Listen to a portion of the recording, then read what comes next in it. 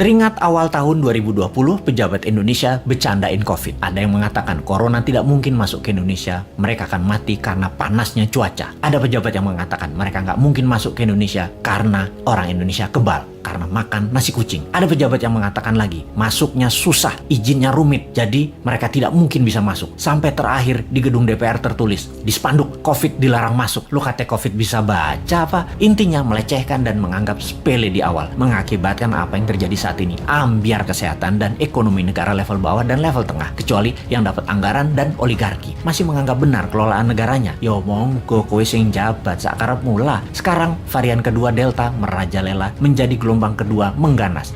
Mulai disalahkan rakyatnya nggak kuat sama PPKM. PPKM aja mengeluh, apalagi di lockdown. Nah kok ngene sih sampean bernegaranya Cak, kok nuduh rakyat? Bentar, jangan-jangan kalau di lockdown 100% dengan darurat militer plus dikasih cuan selama 14 hari langsung reda COVID-nya ketimbang di PPKM kan, dimana 80% manusia masih pada ngider bingung sih tepatnya. COVID jadi tetap merajalela karena ikut bergerak juga mengikuti cangkangnya. Sudahlah, pokoknya nggak ada lockdown, adanya PSBB, lalu PPKM, lalu nanti muncul singkatan baru dan apalagi strateginya, ya terserah. Lalu sibuk vaksin sana sini, tahu-tahu ada strain mutasi baru, Lambda, jreng, kaget lagi. Dimana Lambda ini katanya anti vaksin, kebal vaksin. Apa sih sebenarnya yang terjadi? Vaksin sama virus kok pinter-pinteran begini, sakti-saktian, punya jurus di atas jurus. Karena bernegaranya punya gaya sendiri, gak mau denger ilmu selain ilmu orang di sekitar istana, maka ya gak apa-apa kita gak dianggap. Walaupun kita selalu memberi solusi melalui sosmed, kita ingatkan versi lain. Pernah kita berikan solusi pakai gelang hijau, fokus di daerah hijau, dan pakai darurat militer, gak digubris. Memang sih sudah pasti ide kita dilepeh. Yowis, rapopo. Kalau buat simulasi alternatif lain ada nggak? Pemerintah buat nggak? Skenario A, B, C, D, dan lain sebagainya. Sungguh loh, ini semua harusnya banyak alternatif yang kita buat solusi dengan banyak skenario. Ada skenario perang dunia invisible war, skenario pandemi untuk tujuan politik,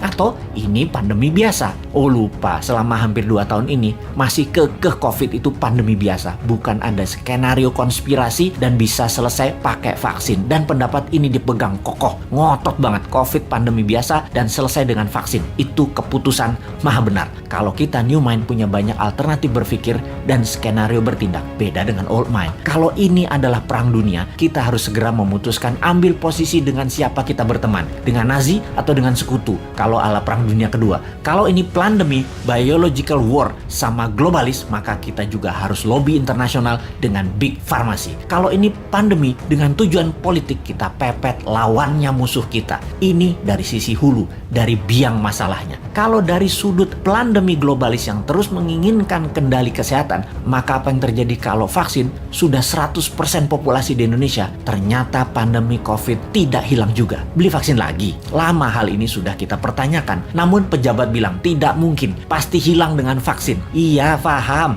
kalau tidak selesai ya nggak dijawab. Lalu yang dia bilang adalah lo ngeyel sih. Oke, kalau new mind bagaimana? Punya skenario lah kalau new mind. Skenario kalau COVID tidak bisa selesai oleh vaksin. Cara berhitungnya sederhana. Kalau terpapar 20.000 per hari, maka sebulan 600.000, setahun 7 jutaan. Saat ini 3,5 jutaan, alias total sampai akhir tahun 2022 bisa mencapai 15 jutaan. Dan ini baru memapar 5-10% populasi. Dimana kalau ternyata vaksin tidak menyelesaikan penyebaran COVID, maka 7 tahun COVID baru hilang dari bumi Nusantara. Karena untuk herd imunitas harus 70% tercapai. New Mind agar tidak bertele-tele solusi kesehatannya, ditambah memfokuskan solusi COVID adalah pakai imunoterapi, imunomodulator, stem cell, dendritic cell, multivitamin booster, dan sejenisnya selain vaksin yang ada. Pakai printing money modalnya supaya stok siap di akhir tahun 2021 ini. Kita tambah skenario, apa yang terjadi kalau setiap 3 bulan varian baru dimunculkan.